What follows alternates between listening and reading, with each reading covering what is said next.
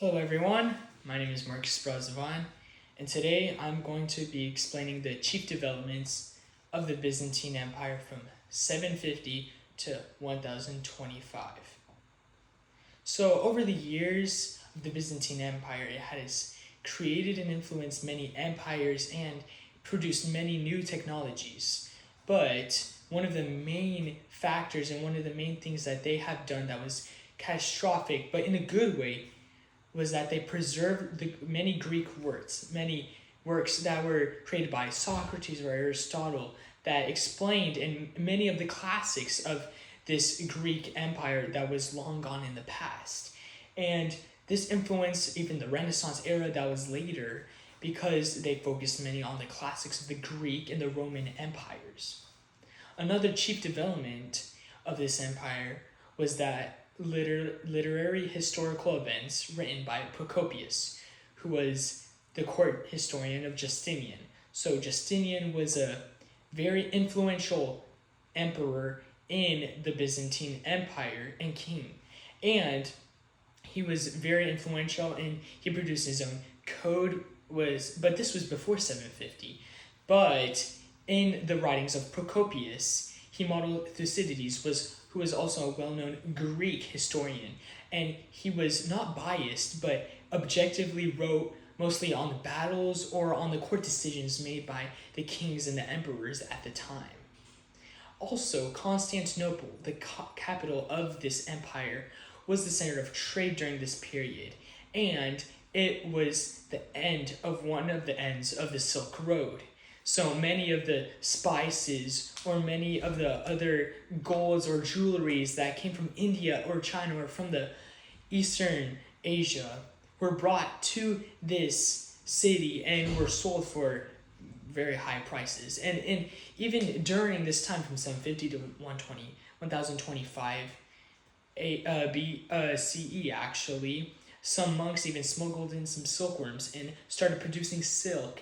And this was very great and influential for the city because they started, silk was very much in need for a cloth or a fine material of those in authority, those in the palace, those in the officials, and they wanted this, and so they would pay high money for it. So Constantinople was known for exporting silk and even metalwork, which was also another large factor.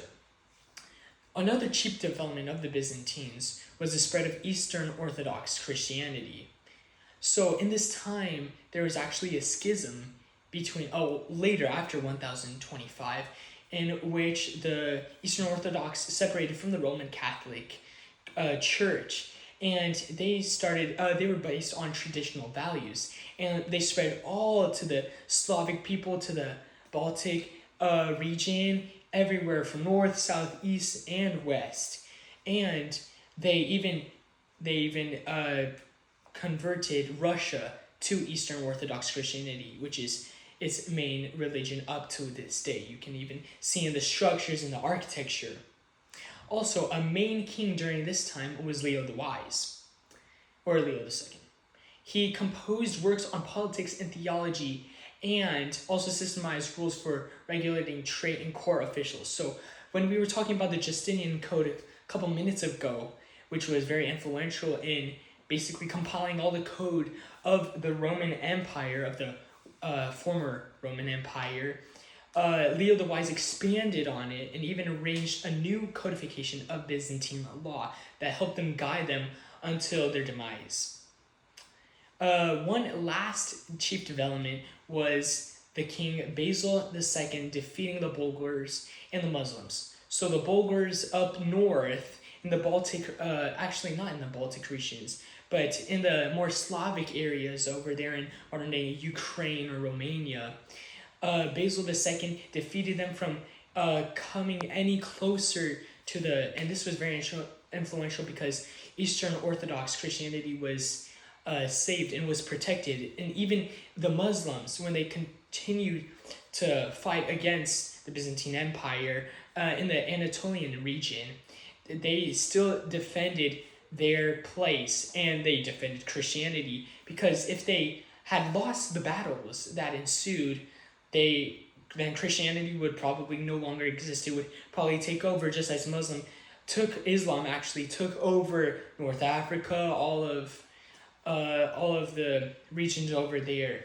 And so, in conclusion, the Byzantine Empire was very influential during this period of time, and we can see it through the developments of Leo the Wise, Basil II, Constantinople being the main capital and the main center of trade during this time, and even being the center of politics, theology, religion, and even advancements. New technologies were produced in the Byzantine Empire.